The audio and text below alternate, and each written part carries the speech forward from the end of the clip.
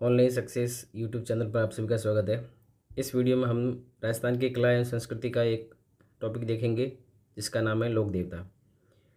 Video को पूरा ज़रूर देखें और जो भी हम चीज़ पढ़ेंगे वो ऑथेंटिक सोर्स से पढ़ेंगे। तो चलिए शुरू करते हैं। हम प्रश्नों के माध्यम से पूरे टॉपिक को कवर करेंगे। पहला प्रश्न है हमारे सामने, गोगा जी के संबंध में सत्य कथन बताइए। पहला कथन है, जेवर एवं बाछल दे के घर जन्म हुआ था। मतलब कथन बोला गया है कि गोगा जी के जो पिताजी थे वो जेवर थे और इनकी माताजी थी वो थी बाछल थे। दूसरा कथन है, इनके जो गुरु थे वो थे गोरखनाथ जी। और तीसरा कथन है, मौसेरे भाई जिनका नाम था अर्जन सुरजन, इनके साथ में इनका ज़मीनी विवाद था। और चौथा कथन है, गो रक्षार्थ, गायों की रक्षा के लिए वो महमूद गजनवी से युद्ध कर इन्होंने लड़ा था। तो इसमें से गोगा जी के संबंध में सत्य कथन कौन सा वो हमें बताना है। तो कूर की सहायता से आपको आंसर देना है। तो सारे के सारे ये कथन जो है वो गोगा जी के बारे में सत्य है। तो इस प्रश्न का उत्तर हो जाएगा ऑप्शन नंबर डी। और ये सारी बातें आपको अच्छे से याद रखनी है। परीक्षा में ऐसे प्रश्न आते हैं, कूट वाले प्रश्न आजकल ज़्यादा प्रश्न पूछे जाने लगे। अब हम इसको विस्तार से देखते हैं। राजस्थान के प्रमुख संत एवं लोक देवता। इस वीडियो में हम लोक देवता के बारे में पढ़ेंगे, अगले वीडियो में हम प्रमुख संत के बारे में पढ़ेंगे। अब लोक देवता क्या होते हैं वो देखिए। 13वीं सदी से राजस्थान में इस्लाम के प्रवेश एवं तुर्क आक्रमणों के कारण राजस्थान के जनजीवन में एक नवीन परिवर्तन दृष्टिगोचर होता है। मतलब 13वीं सदी के बाद में राजस्थान में क्या होता है, इस्लाम का प्रवेश हो जाता है और तुर्कों का आक्रमण हो जाता है। इसलिए जो राजस्थान का जनजीवन है उसमें क्या होता है, एक नया परिवर्तन देखने को मिलता है। इस्लामी संस्कृति के प्रभाव एवं रूढ़िवाद और बाह्य आडंबर से उत्पन्न वातावरण में प्रबुद्ध मनुष्यों की चिंतन धारा मंदिरों और मूर्तियों की अपेक्षा ध्यान, मंदिर और मूर्ति जो है उस पर ज़्यादा ध्यान नहीं देना। ध्यान किस पे देना, ध्यान पे देना। मतलब ध्यान करना, आपको ज़्यादातर ध्यान मनन करना है। नाम स्मरण की दिशा की ओर प्रभावित होने लगी। इसी कालखंड में राजस्थान में कुछ ऐसे महान व्यक्तियों ने जन्म लिया जिन्होंने अपने आचरण व दृढ़ता से समाज को एक नई राह दिखाई। आम जन ने इनकी दिखाई राह का न केवल अनुसरण किया वरन इन्हें देवता तुल्य मानते हुए इन्हें लोक देवता व लोक संत का दर्जा प्रदान किया था। इस अध्याय में हम ऐसे ही कुछ महान व्यक्तियों का अध्ययन करेंगे। सबसे पहले जो हमारे लोक देवता है वो हम पढ़ेंगे गोगा जी के बारे में। गोगा जी का नाम राजस्थान के पंच पीरों में इनका नाम शामिल है। बड़ी श्रद्धा से लिया जाता है। पंच पीर कौन कौन से है? पाबू, हरबू, रामदेव, मंगलिया, मेहा, ये 5 पीर है। इनको पंच पीर कहा जाता है। बाबू जी, हड़बू जी, रामदेव जी, मंगलिया जी और मेहा जी। ठीक है, ये 5 है। और ये गोगा जी भी हो गए, सॉरी, ये मेहा मंगलिया एक ही है। ये कौन हो गए? गोगा जी हो गए। ठीक है, 5 पीर पदार जियो गोगा जी जया।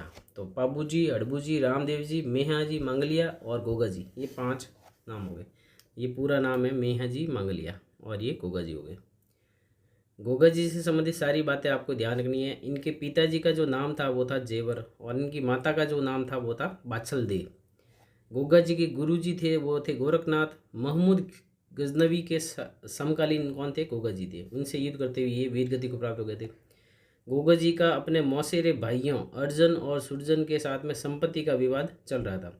अर्जन सुरजन द्वारा मुसलमानों की फौज लाकर गोगा जी की गायों को घेर लेने के कारण इनका गोगा जी के साथ में भीषण युद्ध हुआ, जिसमें अर्जन सुरजन के साथ गोगा जी भी वीर गति को प्राप्त हो गए थे।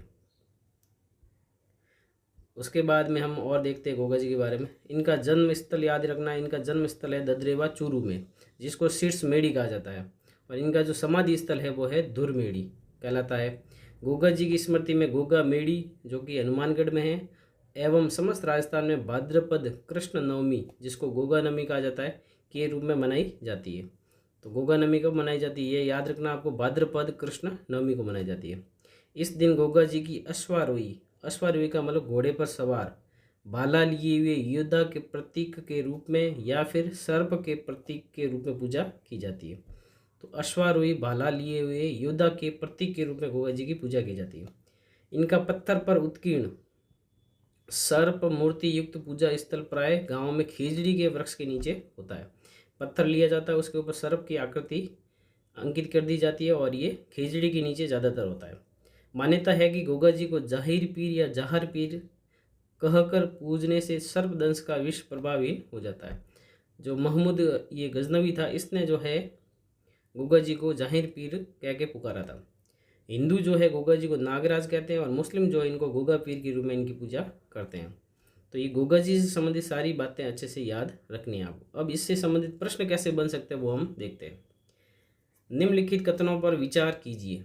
गोगा जी का जन्म जो है ददरेवा, जिसको शीर्षमेड़ी कहते हैं, में हुआ था। गोगा जी की समाधि, जिसको धुरमेड़ी या गोगामेड़ी, नौहर हनुमानगढ़ में है। तो कौन सा कथन इसमें सत्य है? कथन 1 सत्य है, कथन 2 सत्य है, दोनों कथन सत्य है, या दोनों कथन असत्य है? तो ये जो दोनों कथन है वो दोनों कथन ही क्या है? सत्य है। तो सी इसका सही उत्तर हो जाएगा। आगे बढ़ते हैं और देखते हैं प्रश्न। सत्य कथन बताइए। गोगा जी की अश्वारोही भाला लिए हुए योद्धा के प्रतीक के रूप में पूजा की जाती है। गोगा जी की सर्प मूर्ति युक्त पूजा स्थल सामान्यतः खिजड़ी वृक्ष के नीचे होता है। गोगा जी को जहार पीर कहा जाता है। मुस्लिम समुदाय में गोगा जी की पूजा गोगा पीर के रूप में होती है। सत्य कथन आपको बताना है। तो ये सारे के सारे कथन गोगा जी के बारे में सत्य है। तो इस प्रश्न का उत्तर हो जाएगा ऑप्शन नंबर डी। आगे देखते हैं हम। तेजा जी का जन्म हुआ था, कब हुआ था? भाद्रपद शुक्ल दशम को, माघ शुक्ल चतुर्दशी को, आश्विन शुक्ल दशम को, या श्रावण पूर्णिमा को? तेजा जी का जो जन्म हुआ था वो आपको याद रखना है, माघ शुक्ल 14 को हुआ था। तो बी इसका सही उत्तर है। अब हम तेजा जी को विस्तार से पढ़ते हैं। वीर तेजा का जन्म जो है इनका खड़नाल नागौर में इनका जन्म हुआ था। ठीक है, तो ये तेजा जी का जन्म स्थान याद रखना है, खड़नाल नागौर में। इनके पिताजी थे ताहड़ जी और इनकी माताजी थी रामगौरी के यहाँ माघ शुक्ल चतुर्दशी को 1073 ईस्वी में हुआ था। तो हिंदू महीने के हिसाब से भी याद रखना और ईस्वी में भी याद रखना, 1073 ईस्वी और माघ शुक्ल चतुर्दशी को हुआ था। जब तेजा जी अपनी पत्नी, इनकी पत्नी का नाम था पेमल, को लेने अपने ससुराल, इनका ससुराल का नाम था पन्नेर जो अजमेर में पड़ता है, गए हुए थे, तब उसी दिन मेर लोग, मेर जो मुसलमान लोग थे, वो लाचा गुजरी की गाय चुरा कर ले गए थे। लाचा गुजरी एक महिला थी, उसकी गाय चुरा कर कौन लेके गए थे? मेर लोग। गुजरी की प्रार्थना पर वे गायों को मुक्त कराने जा ही रहे थे कि रास्ते में उन्हें सुरसुरा नामक स्थान पर एक सर्प मिला। कौन से स्थान पर मिला? ये स्थान नाम याद रखना, सुरसुरा नामक स्थान पर एक सर्प मिला इनको। ठीक है, तेजा जी ने सर्प को डसने से रोकते हुए वचन दिया कि वे गायों को मुक्त कराने के बाद स्वयं यहाँ आएंगे। उन्होंने कहा कि अभी आप सर्प महाराज हमें मत डसो, मैं वापस आऊँगा गायों को छुड़वा के। भीषण संघर्ष के बाद तेजा जी ने गाय मुक्त कराने में सफलता प्राप्त की, परंतु अत्यधिक घायल होने पर भी वे अपने वचन के अनुसार वापस सर्प के पास आए। पूरे शरीर पर घाव होने के कारण उन्होंने सर्प के डसने के लिए जीवा मतलब जीभ आगे कर दी थी। पूरा शरीर लहूलुहान था, कहीं पर भी डसने के लिए जगह नहीं थी। उन्होंने कहा कि आप इस जीभ पर डस लीजिए। सर्पदंश के कारण ही इनका जो मृत्यु है वो सुरसुरा जो किशनगढ़ में पड़ता है, इस स्थान पर भाद्रपद शुक्ल दशमी को इनकी मृत्यु हो गई थी। तो किस स्थान पर मृत्यु हुई थी? सुरसुरा किशनगढ़ में। कब हुई थी? भाद्रपद शुक्ल दशमी को हुई थी। और इसी जो दिन है उसको तेजा दशमी के नाम से मनाया जाता है। भाद्रपद शुक्ल दशमी के अवसर पर इनका जो मेला बढ़ता है वो बढ़ता है पंचमी से लेकर पूर्णिमा तक। परबतसर नागौर में विशाल में पशु मेला लगता है। तेजा जी भी गोगा जी की तरह ही नागों के देवता के रूप में पूजे जाते हैं। जिस प्रकार से गोगा जी को नागों का देवता कहा जाता है, उसी प्रकार से तेजा जी को भी नागों का देवता कहा जाता है। तेजा जी को तलवार धारण किए हुए घोड़े पर सवार योद्धा के रूप में दर्शाया जाता है। तलवार धारण किए हुए और घोड़े पर सवार है योद्धा के रूप में। इनकी जीवा को जो है सर्प डस रहा, जैसा कि आप ये चित्र में देख रहे होंगे। मान्यता है कि यदि सर्प दंशित व्यक्ति के दाएं पैर में अगर किसी को सांप ने डस लिया है तो उस व्यक्ति के दाएं पैर में तेजा जी की तांत, तांत का मतलब डोरी, अगर बांध दी जाए तो उसे विष चढ़ता नहीं है। लोक देवताओं से संबंधित ये मान्यताएं व कथाएं अक्षरशः सत्य हो आवश्यक नहीं है। तो ये जो ऊपर बात बोली गई है ये जरूरी नहीं है कि ये आवश्यक सत्य हो हमेशा। ठीक है, इनका मूल उद्देश्य क्या है? इन कथाओं से जुड़ी शिक्षाओं, जो कि जैसे शिक्षा कौन सी हो सकती है? निर्बल की रक्षा करना है, वचन का पालन करना है, आदि जो ये शिक्षाएं हैं इनको आम जन तक पहुंचाना है। तो ये आजकल जो है ये डोरी बांधने वाला कभी कभी मान लेते हैं हो जाता है, कभी कभी नहीं होता है। अब तेजाजी से संबंधित और क्या क्या प्रश्न बन सकते हैं वो हम देखते हैं। पहला कथन है, इसमें बताना है तेजाजी के संबंध में सत्य कथन बताना। इनका जन्म 1073 ईस्वी खरनाल नागौर में हुआ था। पिताजी इनके तहाड़ जी थे और माताजी राम कुंवरी थी। इनका विवाह पेम्बल जो पनेर अजमेर से बिलोंग करती है उनसे हुआ था। और तेजाजी ने लाचा गुजरी की गायों की रक्षा मेर के मीणाओं से की थी। तो तेजाजी के बारे में सत्य कथन कौन सा है? तो ये सारे के सारे कथन जो है तेजाजी के बारे में सत्य है। तो इसका उत्तर हो जाएगा विकल्प नंबर डी। वीर तेजाजी धोलिया, इनको धोलिया वीर भी कहा जाता है, किस स्थान पर सर्पदंश के कारण वीर गति को प्राप्त हुए थे? इनको सर्प ने किस स्थान पर काटा था? सेंदरिया, पनेर, सुरसुरा या बांदा? पनेर तो इनका ससुराल था। तो इनकी जो वीर गति को प्राप्त हो गए थे वो हुए थे सुरसुरा किशनगढ़ में। सी इसका सही उत्तर है। तेजाजी से संबंधित प्रसिद्ध पशु मेला कहाँ पड़ता है? खरनाल में, पनेर में, परबतसर में या सुरसुरा में? तो ये पशु मेला जो बढ़ता है वो बढ़ता है परबतसर में। सी इसका सही उत्तर हो जाएगा। अगला प्रश्न है, तेजा दशमी जिसको निर्वाण दिवस भी कहा जाता है मनाई जाती है, कब मनाई जाती है? माघ शुक्ल दशमी को, भाद्रपद शुक्ल दशमी को, चैत्र शुक्ल दशमी को या आश्विन शुक्ल दशमी को? तो तेजा दशमी मनाई जाती है भाद्रपद शुक्ल दशमी को। बी इसका सही उत्तर हो जाएगा। नागों के देवता गोगा जी भी है और तेजा जी भी है, पर आगे एक शब्द लिखा हुआ है तलवार धारण किए हुए घोड़े पर सवार योद्धा के रूप में दर्शाया गया है इनको। ठीक है, तो वो कौन है? वो है गोगा जी, पब्बू जी, तेजा जी या आलम जी? तो वो हो जाएंगे तेजा जी। सी इसका सही उत्तर हो जाएगा।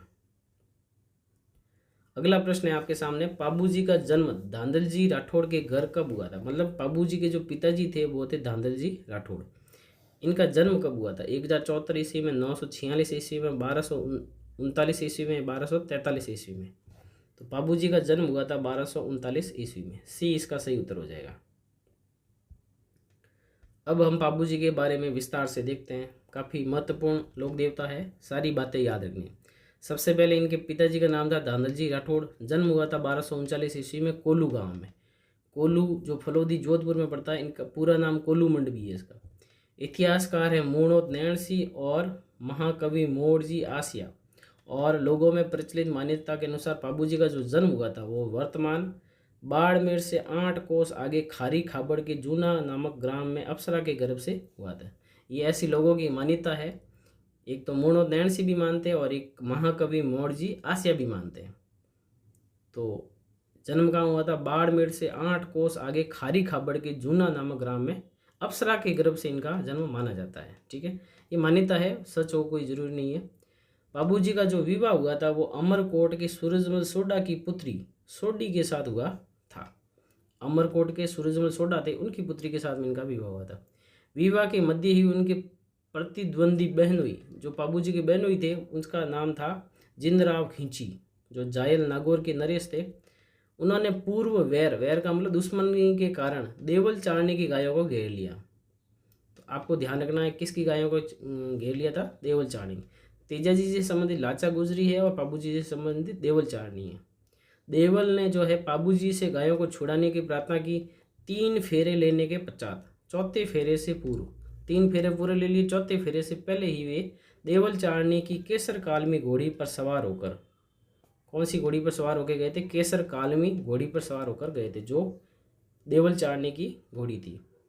गायों की रक्षार्थ रवाना हो गई। कड़े संघर्ष में 1276 ईस्वी में पाबूजी अनेक साथियों सहित वीर गति को प्राप्त हो गए थे। तो इनकी जो मृत्यु हुई थी 1276 ईस्वी में हुई थी, जन्म जो है 1239 ईस्वी में हुआ था।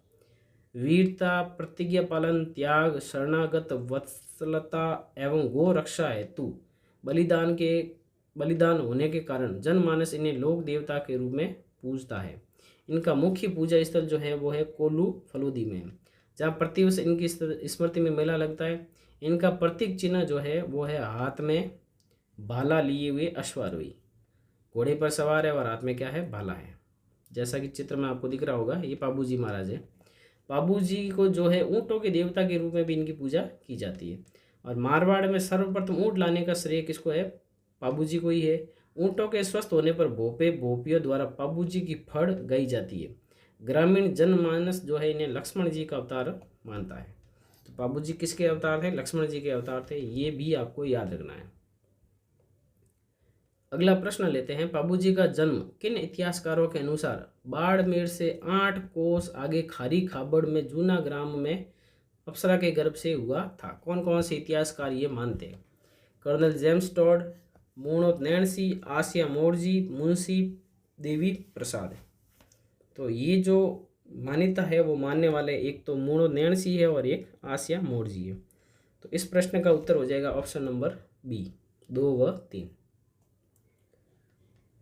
अगला प्रश्न देखते हैं। पाबूजी के बारे में सत्य कथन बताइए। सत्य कथन आपको पहचानना है। इनका विवाह जो है अमरकोट के सूरजमल सोडा की पुत्री के साथ हुआ था। विवाह में इन्होंने 3 फेरे ही लिए। इन्होंने देवल चारने की गायों की रक्षा की। देवल चारने की जो घोड़ी थी वो थी केसर कालमी। तो इसमें से पाबूजी के बारे में सत्य कथन कौन सा है वो आपको बताना है।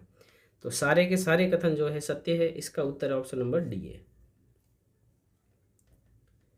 पाबूजी ने देवल चारने की गायों की रक्षा अपने बहनोई जिंद राव खींची जायल नागौर के थे उनसे कब की थी? 1240 ईस्वी में, 1250 ईस्वी में, 1276 ईस्वी में, 1280 ईस्वी में। तो इसका उत्तर है 1276 ईस्वी में, जब वो वीर गति को प्राप्त हो गए थे। पाबूजी का प्रसिद्ध मंदिर जहां भाला लिए हुए अश्वारोही के रूप में पूजा होती है कहाँ पर है? पाबूजी का प्रसिद्ध मंदिर पूछा आपसे। देचू, कोलू, बापिणी, बेंगटी। तो ये इसका सही उत्तर हो जाएगा कोल्लू, जो फलोदी जिले में है। तो बी इसका सही उत्तर हो जाएगा। लक्ष्मण का अवतार किस देवता को माना जाता है? पाबूजी को, गोगा जी को, तेजा जी को, हड़बू जी को। तो लक्ष्मण का अवतार माना जाता है पाबूजी को। ए इसका सही उत्तर है। मारवाड़ में सर्वप्रथम ऊंट लाने का श्रेय वो भी है पाबूजी को। ए इसका सही उत्तर हो जाएगा। गोरक्षक एवं सांपों के देवता के रूप में। तो सांपों के देवता और गोरक्षक तो वैसे काफ़ी लोक देवता है, परंतु यहाँ एक वर्ड और आ गया सांपों के देवता। तो सांपों के देवता गोगा जी को भी कहा जाता है और तेजा जी को भी कहा जाता है। तो इसका उत्तर है ऑप्शन नंबर बी, 1 व 3। आगे बढ़ते हैं। प्रश्न संख्या 18 लेते हैं। देवनारायण जी के संबंध में सत्य कथन बताना है। देवनारायण जी बगड़ावत, सवाई भोज और सेडू गुर्जर के पुत्र थे। मतलब इनके पिताजी का नाम सवाई भोज था और माताजी का नाम सेडू गुर्जर था। इनका जन्म 1243 ईस्वी में हुआ था। इनका विवाह धार के राजा जय सिंह की पुत्री पीपल देव के साथ हुआ था। और मुख्य मंदिर जो है, प्रमुख मंदिर, वो आसीन भीलवाड़ा में है। तो इसमें से चारों में से आपको बताना है कौन सा कथन सत्य है। तो चारों के चारों कथन जो है सत्य है। डी इसका सही उत्तर हो जाए। और ये कथन आपको अच्छे से याद रखना है। अब हम देवनारायण जी को विस्तार से पढ़ते हैं।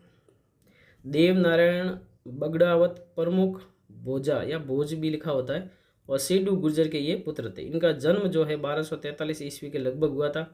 इनके पिता इनके जन्म के पूर्व ही भिनाय के शासक से संघर्ष में अपने 23 भाइयों सहित मारे गए थे। जब देवनारायण जी का जन्म भी नहीं हुआ था उससे पहले इनके पिताजी थे, वो भिनाय का जो शासक था उससे संघर्ष करते हुए अपने 23 भाइयों के साथ में मारे गए थे। भिनाय शासक से इनकी रक्षा है तो इनकी माँ सेडू इन्हें अपने पीहर मालवा चली गई थी। जब इनके पिताजी की देहांत हो गया था तब वो इनकी जो मम्मी थी, माताजी थी, वो इनको लेकर पीहर मालवा में चली गई थी। 10 वर्ष की अल्प आयु में वे अपने पिता की मृत्यु का बदला लेने राजस्थान की ओर लौट रहे थे। तो मार्ग में 10 साल के थे तब वो राजस्थान आ रहे थे। तब उन्होंने धार नगरी में जय सिंह देव परमार की पुत्री पीपल देव से उन्होंने विवाह कर दिया था। कुछ समय बाद वे बदला लेने हेतु बिनाए पहुँचे, जहां गायों को लेकर बिनाय ठाकुर से संघर्ष में देवजी ने उसे मौत के घाट उतार दिया था। गायों को लेकर संघर्ष हुआ था और देवजी ने जो है उसे मौत के घाट उतार दिया था। देवनारायण जी ने किसको? बिनाय के ठाकुर को जो है मौत के घाट उतार दिया था और उन्होंने अपने पिताजी का बदला ले लिया था। देवनारायण जी का जो मुख्य पूजा स्थल है वो है आसीन भीलवाड़ा में है, जहाँ भाद्रपद शुक्ल सप्तमी को मेला लगता है। वेरी इंपॉर्टेंट है, ये याद रखना है। देवनारायण जी का मेला कब लगता है? भाद्रपद शुक्ल सप्तमी को लगता है। इनके जो मुख्य अनुयायी है वो है गुर्जर है, जो देवजी की फड़ तथा देवजी और बगड़ावतों से संबंधित काव्य बगड़ावत के गायन द्वारा इनका यशोगान करते हैं। किंवदंती है कि हर रात 3 पहर गाए जाने पर यह 6 माह में पूर्ण होता है। ये ऐसी मान्यता है देवनारायण जी के बारे में। अब हम आगे बढ़ते हैं। लोक देवता जिनके पिता भिनाय के शासक से संघर्ष करते हुए अपने 23 भाइयों के साथ वीर गति को प्राप्त हो गए थे। ऐसे कौन से लोक देवता थे जिनके पिताजी जो थे वो वीर गति को प्राप्त हो गए थे 23 भाइयों के साथ में? तेजाजी, पाबूजी, देवनारायण जी या वीर कल्ला राठौर? तो इसका सही उत्तर है देवनारायण जी। सी इसका राइट उत्तर है। गोरक्षक देवता थे कौन कौन थे? गोगाजी, पाबूजी, तेजाजी, देवनारायण जी या मेहा जी? तो ये सारे के सारे गोरक्षक देवता थे। डी इसका सही उत्तर हो जाएगा। 1, 2, 3, 4 व 5। देवनारायण जी के मुख्य मंदिर आसीन भीलवाड़ा में मेला भरता है। कब भरता है? माघ शुक्ल 14 को, भाद्रपद शुक्ल सप्तमी को, आश्विन शुक्ल चतुर्दशी को, भाद्रपद शुक्ल चतुर्दशी को। तो इनका जो मेला भरता है वेरी इंपॉर्टेंट है, ये याद रखना है। भाद्रपद शुक्ल सप्तमी को मेला भरता है। लोक देवता जिनसे संबंधित काव्य का गायन हर रात 3 पहर गाए जाने पर 6 माह में पूर्ण होता है। ऐसे कौन से लोक देवता थे? गोगा जी, तेजा जी, रामदेव जी या देवनारायण जी?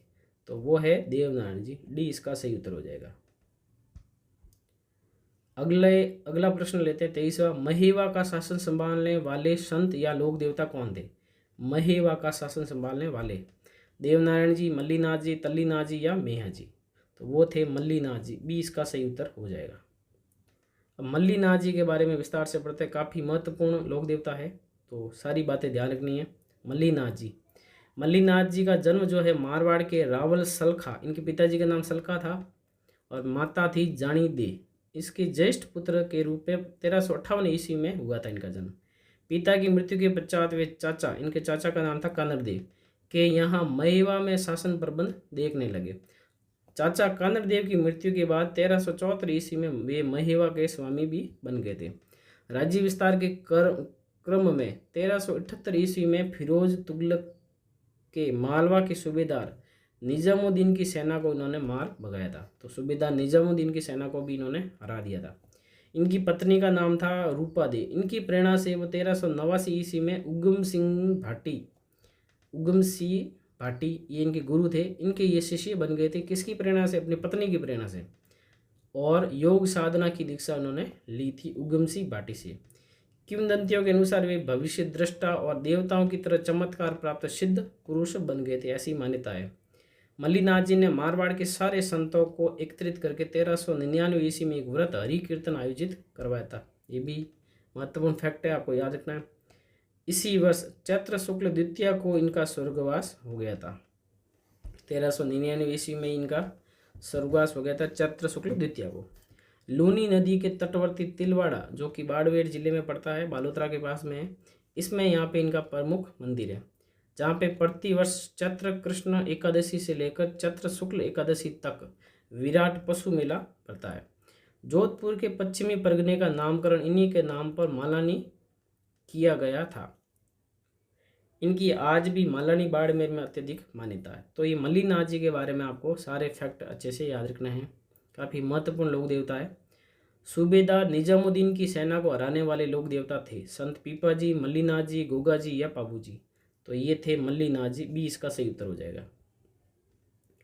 वे संत जिन्होंने अपनी पत्नी की प्रेरणा से योग साधना की दीक्षा ली थी, मल्लीनाथ जी, संत पीपा जी, गोगा जी या पाबू जी? तो ये थे मल्लीनाथ जी। ए इसका सही उत्तर हो जाएगा। किसने मारवाड़ के सारे संतों को एकत्र करके 1399 ईस्वी में एक वृहत हरि कीर्तन आयोजित करवाया था? रामदेव जी, मल्लीनाथ जी, रानी भटियाणी या आलम जी? तो ये भी कौन थे? मल्लीनाथ जी थे। बी इसका सही उत्तर हो जाएगा। मल्लीनाथ जी के संबंध में सत्य कथन बताना आपको। कौन कौन से कथन इसमें सत्य है? इनका जन्म रावत या रावल सलखा और जानी दे के घर 1358 ईस्वी में हुआ था। मंदिर तिलवाड़ा में बना हुआ है और चैत्र कृष्ण एकादशी से यहाँ पे मेला भरता है। तो सत्य कथन की पहचान करनी है। तो सारे के सारे कथन सत्य है। डी इसका सही उत्तर हो जाएगा। अगला प्रश्न लेते हैं हम। बाबा रामदेव जी ने विरोध किया था। बाबा रामदेव जी ने किसका विरोध किया था? जाति प्रथा का, मूर्ति पूजा का, तीर्थ यात्रा का? तो कूट के अनुसार आपको उत्तर देना है। तो बाबा रामदेव जी ने इन सब का विरोध किया था। तो इस प्रश्न का उत्तर है ऑप्शन नंबर डी, 1, 2 व 3। अब हम विस्तार से बढ़ते हैं बाबा रामदेव जी के बारे में। ये इनका जो वंश था वो था तंवर वंश। इनके पिताजी का नाम था अजमाल जी और माता थी मैना दे। इनके पुत्र रामदेव जी का जन्म बाड़मेर जिले की शिव तहसील के उंडू काश्मीर गांव में इनका जन्म हुआ था। ये मल्लीनाथ जी के समकालीन इनको माना जाता है। बालपन में ही इन्होंने पोकरण क्षेत्र मल्लीनाथ जी से प्राप्त करने के पश्चात वहाँ भैरव नामक क्रूर व्यक्ति का अंत करके अराजकता एवं आतंक खत्म किया था। पोकरण क्षेत्र इनको किसने दिया था? मल्लीनाथ जी ने दिया था। इनका जो विवाह है वो अमरकोट के दलजी सोडा की पुत्री नेतल दे से हुआ था। तो इनकी पत्नी का नाम था नेतल दे, जो अमरकोट के दलजी सोडा की पुत्री थी। अपनी भतीजी को इन्होंने पोकरण जो है दहेज में दे दिया था। उसके बाद में इन्होंने रामदेव राय या रूणीचा गांव बसाया था। वहीं पर 1458 ईस्वी में इन्होंने भाद्रपद शुक्ल एकादशी को जीवित समाधि ले ली थी। समाधि कब ली थी ये याद रखना, भाद्रपद शुक्ल एकादशी को ली थी। और यहाँ पे मेला लगता है भाद्रपद शुक्ल द्वितीया को विशाल मेला लगता है। और इस मेले की सबसे महत्वपूर्ण विशेषता है वो है सांप्रदायिक सद्भाव, मतलब हर समाज के लोग, हर हिंदू मुस्लिम सब आते हैं। ये इस मेले की मुख्य विशेषता है। हिंदू जहाँ श्री कृष्ण के अवतार के रूप में इनकी आराधना करते हैं, तो रामदेव जी को श्री कृष्ण का अवतार कहा गया है।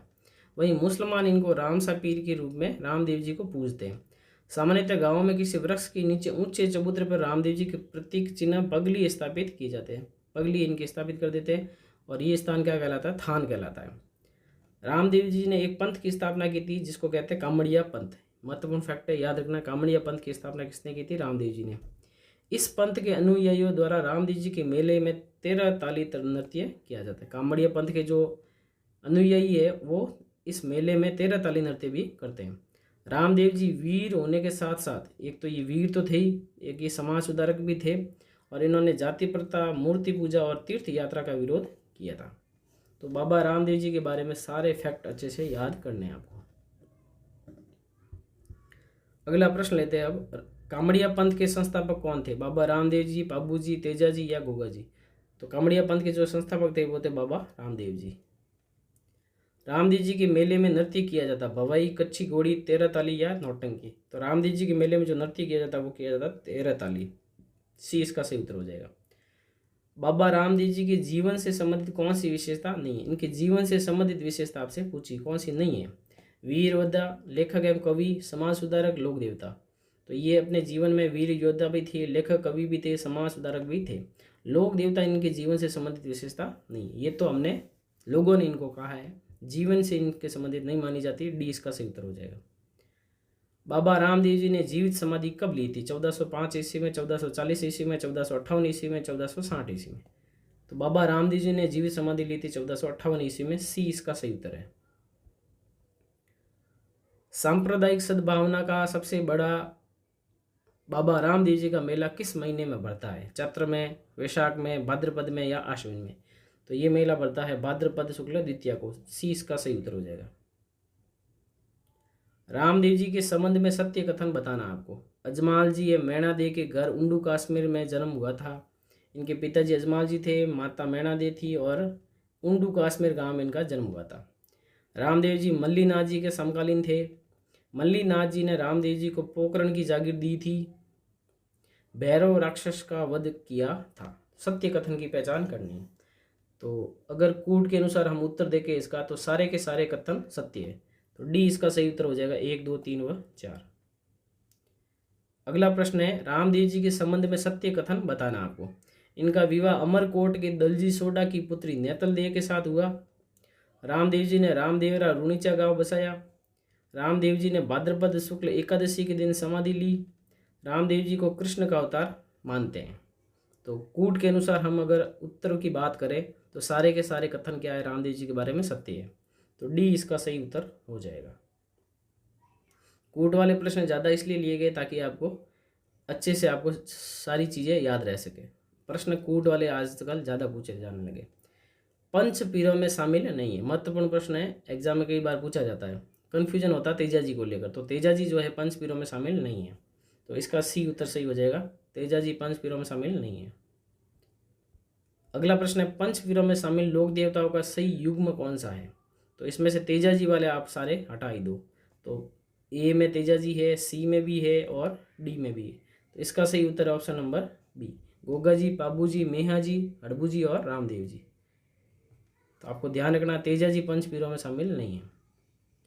अगला प्रश्न है, मेहा जी मंगलिया का प्रमुख मंदिर कहाँ स्थित है जहाँ भाद्रपद कृष्ण अष्टमी के दिन मेला बढ़ता है? मेहा जी मंगलिया की बात हो रही है। बुंडेल, तापू, बेंगटी या बापिणी? तो इसका सही उत्तर है वो है बापिणी। इसको बापणी भी बोलते हैं, तो दोनों ही उत्तर सही है। अब मेहा जी मंगलिया के बारे में देख लेते हैं अपन। मेहा जी मंगलिया, मेहा जी मंगलिया राजस्थान के पंच पीरों में गिनने जाते हैं। वे राव चुंडा के समकालीन थे। ये कौन? मेहा जी मंगलिया। इनका जन्म जो है पवार क्षत्रिय परिवार में हुआ था, किंतु पालन पोषण जो था अपने ननियाल मांगलिया गोत्र में हुआ था। इनका पालन पोषण मांगलिया गोत्र में होने के कारण ही इनको मेहा जी मंगलिया के नाम से जाना जाता है। इनके स्वाभिमानी स्वभाव के कारण इनके अनेक शत्रु हो गए थे। अंत में जैसलमेर के राव रणकदेव भाटी से युद्ध करते हुए वे वीर गति को प्राप्त हो गए थे। तो महत्वपूर्ण फैक्ट है, जैसलमेर के राव रणकदेव भाटी से युद्ध करते हुए कौन से लोग देवता वीर गति को प्राप्त हो गए थे? तो उत्तर होगा मेहा जी मंगलिया। और मेहा जी मंगलिया अच्छे शकुन शास्त्री भी थे। लोगों की सेवा सहायता करने, उन्हें संरक्षण देने के कारण वे लोक देवता के रूप में पूजे गए। बापणी या बापिणी इनका मुख्य मंदिर है जहाँ पे भाद्रपद कृष्ण अष्टमी को मेला लगता है। तो ये मेहा जी मंगलिया के बारे में अच्छे से आपको सारी चीज़ें याद रखनी है। अगला प्रश्न है, निम्नलिखित में से कौन से लोक देवता गायों की रक्षार्थ भाटियों से युद्ध करते हुए वीर गति को प्राप्त हुए थे? अड़बू जी, पाबू जी, बिग्गा जी या मेहा जी? तो भाटियों से जो रणकदेव भाटी जैसलमेर के उससे युद्ध करते हुए वीर गति को प्राप्त हुए थे वो हुए थे मेहा जी मंगलिया। डी इसका सही उत्तर हो जाएगा। कर्नल जेम्स टॉड के अनुसार कौन से लोक देवता गुहिल या गुहिल राजवंश से संबंधित थे? रामदेव जी, पाबू जी, मेहा जी, अड़बू जी? तो ये भी मेहा जी से संबंधित फैक्ट है, तो आपको याद रखना है सी इसका सही उत्तर हो जाएगा। बुक में नहीं, फिर भी याद रखना आपको। किस लोक देवता का प्रमुख स्थान हरभमजाल गांव था? किस लोक देवता का प्रमुख स्थान था ये? अड़बू जी का, मेहा जी का, तेजा जी का या पाबू जी का? तो हरभमजाल जो गांव था वो अड़बू जी से संबंधित था। ये इसका सही उत्तर हो जाएगा।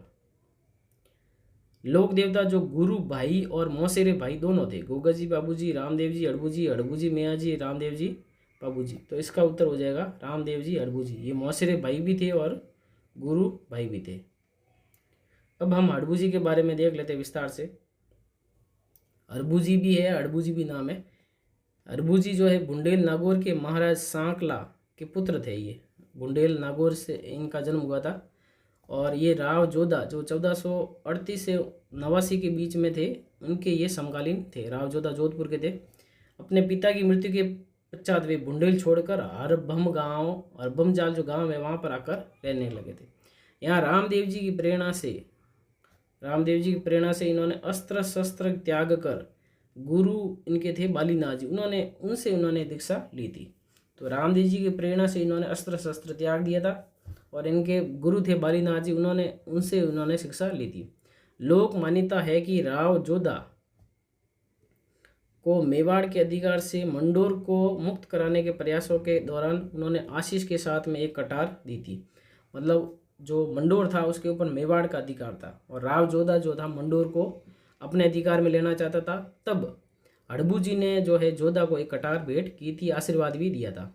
इस सहायता व आशीर्वाद से जब यह भूभाग जोधा के अधीन आ गया था, जब मंडोर को जोधा ने जीत लिया था, तो जोधा ने जो है अड़बू जी को एक गांव भेंट किया था, बेंगटी गांव। अड़बू जी को भी बहुत बड़ा शकुन शास्त्री, वचन सिद्ध और चमत्कारी महापुरुष माना जाता था। इनका प्रमुख स्थान है बेंगटी जो फलोदी जिले में है। मनोती पूर्ण होने पर श्रद्धालु यहाँ इनके मंदिर में संस्थापित अड़बू जी की जो गाड़ी है उसकी पूजा अर्चना करते हैं। तो ये भी फैक्ट है, कौन से लोक देवता की गाड़ी की पूजा की जाती है? तो वो है अड़बू जी। क्या आप जानते हैं अकबर ने जब चित्तौड़ दुर्ग पर आक्रमण किया था उस समय अपूर्व वीरता व साहस दिखाने वाले वीर कल्ला राठौड़ की मेवाड़ अंचल में 4 हाथों वाले लोक देवता के रूप में प्रसिद्धि थी। कल्ला जी होते उनको 4 हाथों वाले लोक देवता के रूप में जाना जाता है। मान्यता है कि सिर इनका कट जाने के बाद भी कल्ला जी का जो धड़ था वो मुगलों से लड़ता हुआ रुंडेला तक जा पहुंचा था, ऐसी मान्यता है। तो ये फैक्ट भी आपको राव कल्ला राठौड़ के बारे में याद रखना है। अगला प्रश्न लेते हैं, अड़बू जी के संबंध में सत्य कथन बताइए। अड़बू जी बुंडेल राव जोधा के समकालीन थे, अस्त्र शस्त्र और शकुन शास्त्र के ज्ञाता थे, रामदेव जी की प्रेरणा से गुरु दीक्षा ली थी, प्रमुख मंदिर बेंगटी फलोदी में है। तो कूट के अनुसार अगर हम बात करें तो सारे के सारे कथन सत्य है, डी इसका सही उत्तर हो जाएगा। लोक देवता जिनके मंदिर में बैलगाड़ी की पूजा की जाती है, रामदेव जी, बाबू जी, हड़बू जी या मैया जी। तो ये है हड़बू जी, सी इसका सही उत्तर हो जाएगा। लोक देवता जो मेवाड़ महाराणा उदय सिंह के समकालीन थे, वीर कल्ला राठौड़, तेजाजी, भैरवनाथ, देवनाथ आचार्य। तो ये मेवाड़ महाराणा उदय सिंह के समकालीन थे, वीर कल्ला राठौड़। ए इसका सही उत्तर हो जाएगा। किस लोक देवता का प्रमुख केंद्र स्थल रुंडेला है, हड़बू जी, मेहा जी, पाबू जी या कल्ला जी। तो कल्ला जी जो थे इनका ये स्थान है रुंडेला। ठीक है, तो इसका सही उत्तर हो जाएगा अपना ऑप्शन नंबर डी। अंतिम प्रश्न है, चार हाथों वाले लोक देवता के रूप में प्रसिद्ध है, हड़बू जी, मेहा जी, पाबू जी या कल्ला जी। तो कल्ला जी को चार हाथों वाले लोक देवता के रूप में पूजा जाता है, डी इसका सही उत्तर हो जाएगा। तो यदि आपको प्रश्न अच्छे लगे हैं और जो भी आपको जानकारी दी गई है आपको अगर आपके लिए फ़ायदेमंद है तो वीडियो को लाइक ज़रूर करें, और अगर आपने चैनल को सब्सक्राइब नहीं किया तो सब्सक्राइब अवश्य करें। मिलते हैं अपन नेक्स्ट वीडियो में, जिसमें हम पढ़ेंगे राजस्थान के प्रमुख संत एवं उनके संप्रदाय। तो इस वीडियो में इतना ही, मिलते हैं नेक्स्ट वीडियो में, धन्यवाद।